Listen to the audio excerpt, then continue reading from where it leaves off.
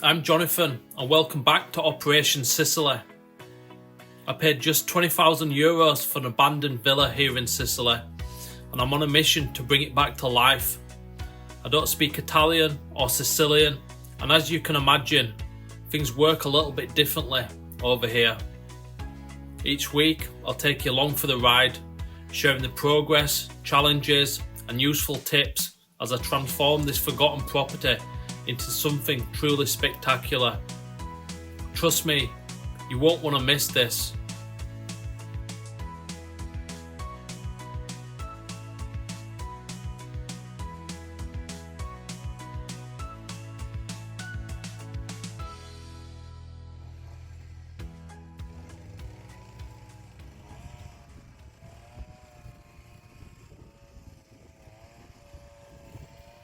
If you missed last week's episode, I built these wooden profiles to use as height markers for my string lines.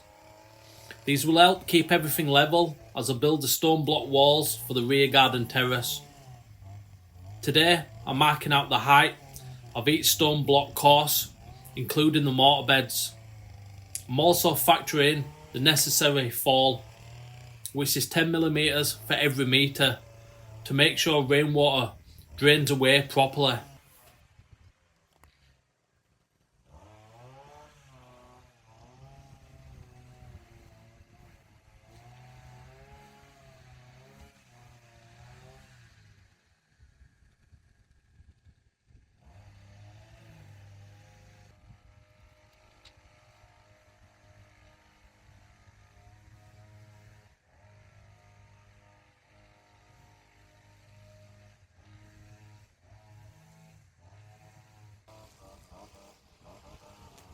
The grass over here grows super fast. Honestly, it's a job in itself, just keeping up with it.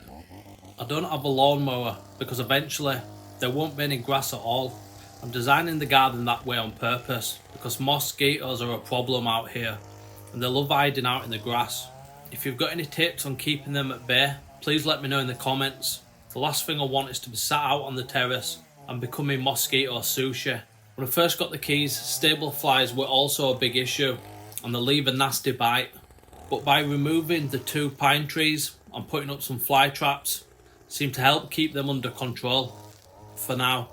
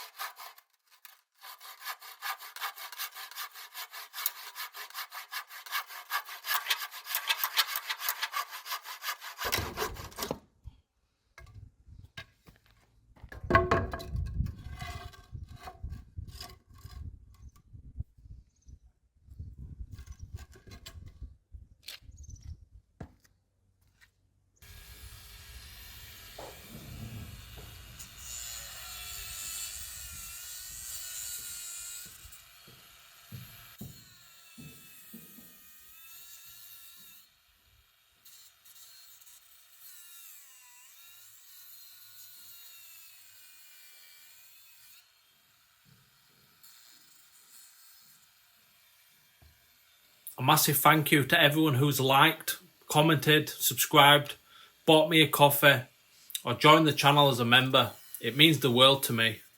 I filmed every part of this journey on my mobile phone. no fancy gear. So right now, every penny I earn from YouTube, ads, coffees and memberships is going towards buying a proper camera. One that'll finally let me capture the beauty of this place and all the details I've never been able to show properly. I'm also still feeding the stray cats. They're 5 now. Turning up every day and feeding an army of cats wasn't in the budget. So if you've supported the channel in any way, thank you.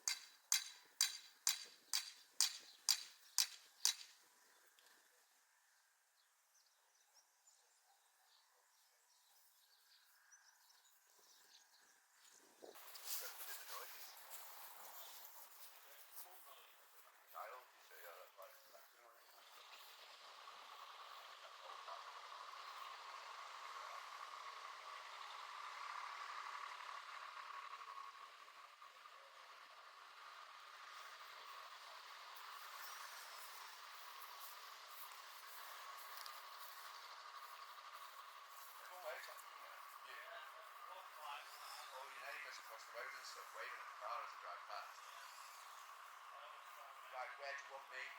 On the front of the bathroom?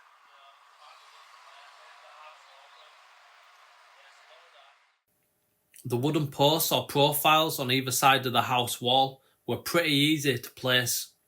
Since the terrace is coming straight off back of the house, I was able to use the house as a guide. The opposite corners take a bit more working out.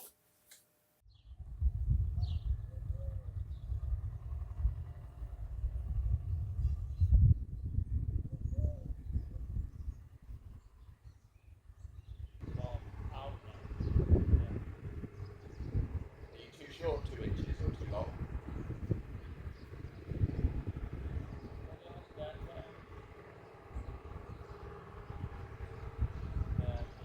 This isn't straight from the wall this way.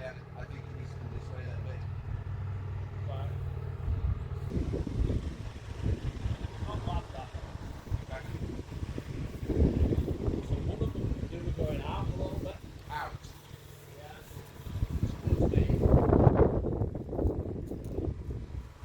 the other way. They both look not too bad. I mean, Measure from peg to peg. what from My peg to your peg.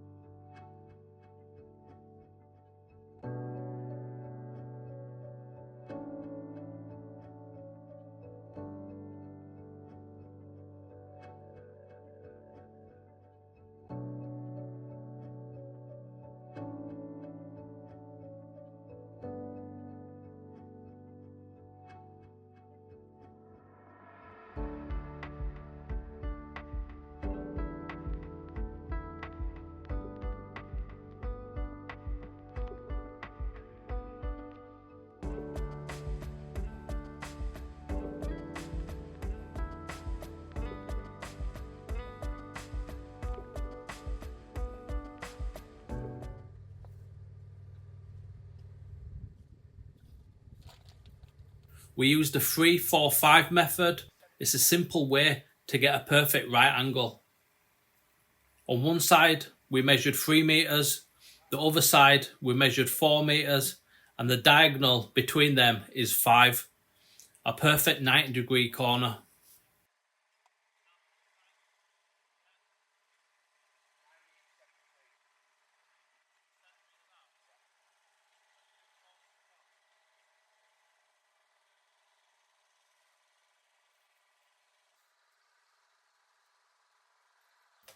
Once we had a rough shape, we ran string lines between the metal pegs.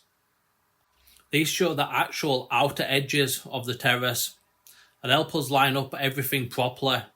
It's a quick way to spot anything that's off and make adjustments before we commit.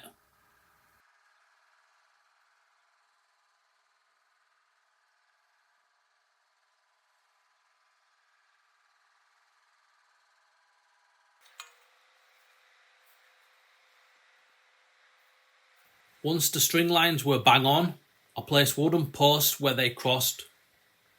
These are my final markers, and in theory, they should give us a perfect 90-degree layout, ready for the build to begin. I'll be using all 4 of these wooden posts to run and attach the string lines that'll guide each course of block and keep everything level as I build up the terrace walls.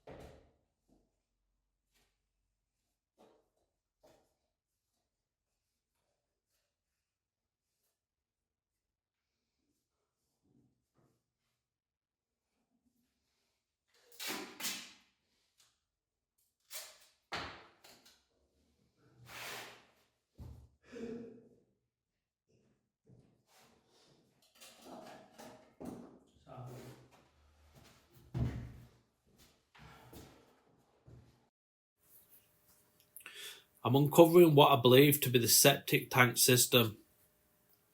Coming from the UK, I've got zero experience with septic setups, and honestly, while I strongly suspect this is the system, I can't say with 100% certainty. I don't know how it works, or even if it does work. It looks like there are 3 chambers, and I've numbered them to make it easier to follow along. The cadastral plans also show a 3-chamber system, but the location doesn't quite match, which is the first confusing part. For reference, the plan suggests chamber 1 should be roughly where I've placed the old bathtub. My assumption was that waste flows into chamber 1, then overflows into chamber 2 and 3 before draining out into a soakaway field. But based on the direction of the pipes going in and out of the chambers, that doesn't seem to be what's happening. Since filming, I've spent hours researching online, and I'm still none the wiser.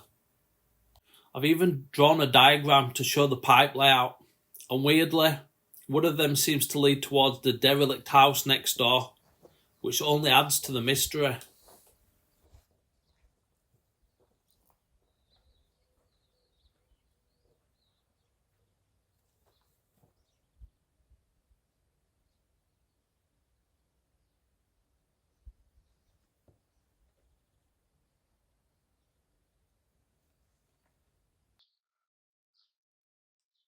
That looks like clean water to me.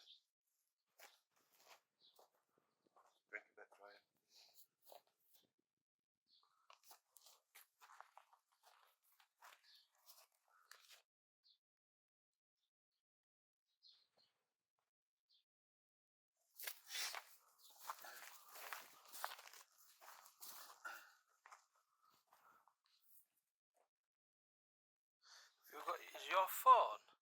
Is your phone charged? Yeah. Go and get your phone. You're not putting it down there. Let's go and get your phone.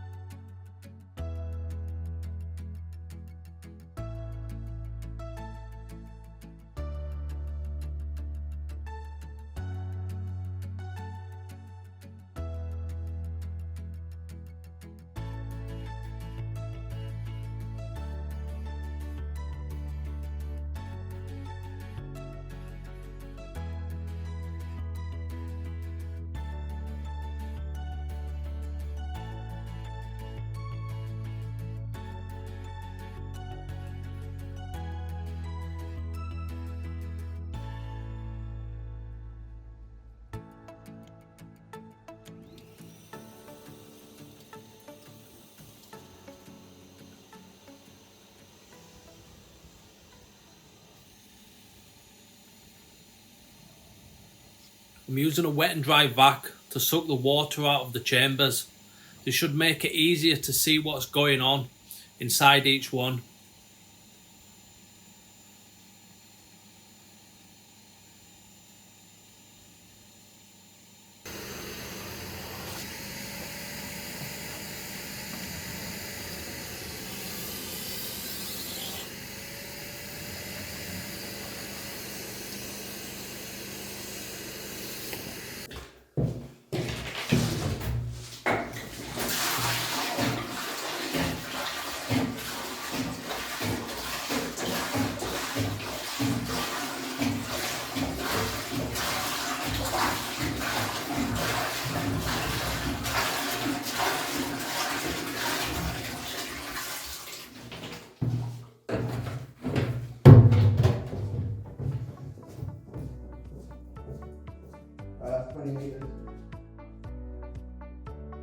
Now the chambers are empty, I'm pouring water down all the different drains inside the house to see where it comes out.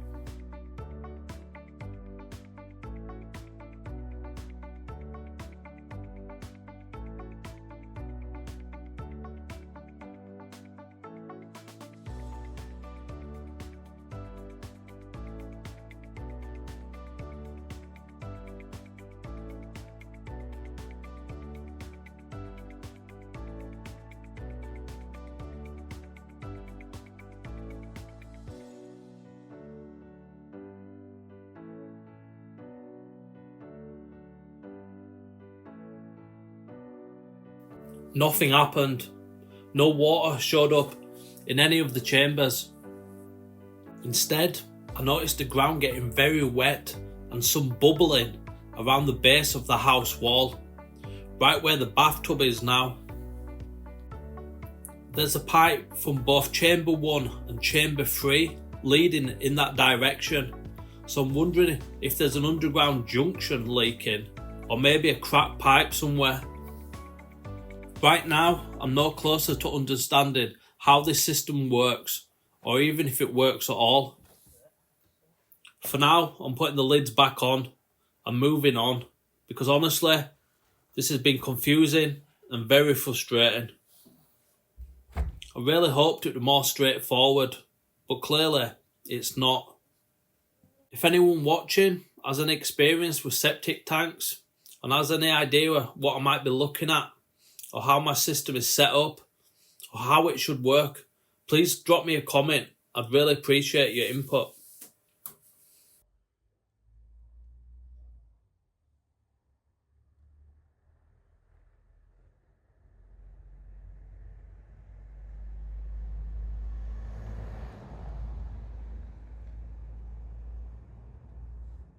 I hammered pegs into the trenches so I could mark out the correct heights for the last section of footings, and then concreted them into place. Now the concrete's dry, I'm using a laser level to make sure the height matches the footings I've already done.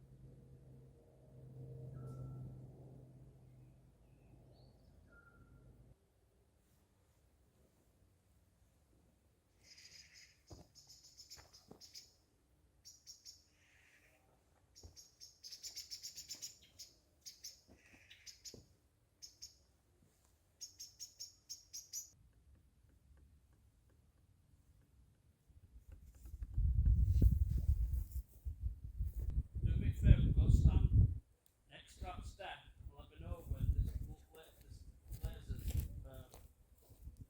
on the edge, on the lip of the top step. On the lip of the what? Lip of the top step. I'm using a laser level to transfer the height from the post on the house wall to the new post in the opposite corners.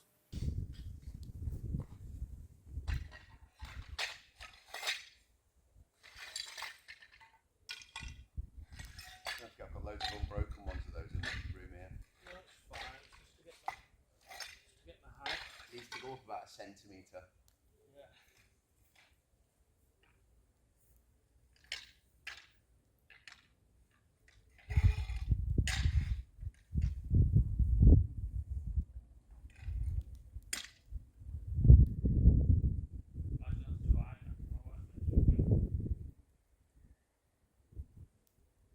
Well, I'll tell you what, it's on the corner of that.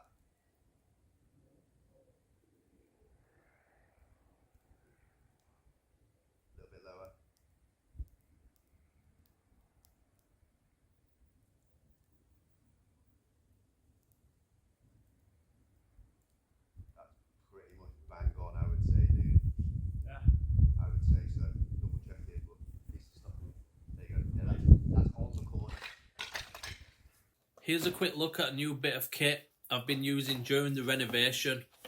The CIGMAN CM-S02 laser level. It has 4 360-degree green laser lines, perfect for framing walls, laying tiles, building terraces. Basically, anything where keeping things level really matters. It's self-leveling by default, but you can also switch to manual mode, which will be especially useful when I start setting out the fall for the drainage on the rear terrace. Battery life is solid. It comes with 2 rechargeable lithium batteries, which can each run for up to 20 hours. One feature I especially like, which my other laser levels don't have, is the low-mounted horizontal laser. It makes it much easier to mark out floor levels or align things at ground level. Overall, it's a really useful bit of kit and definitely something I'll be using a lot more throughout this renovation.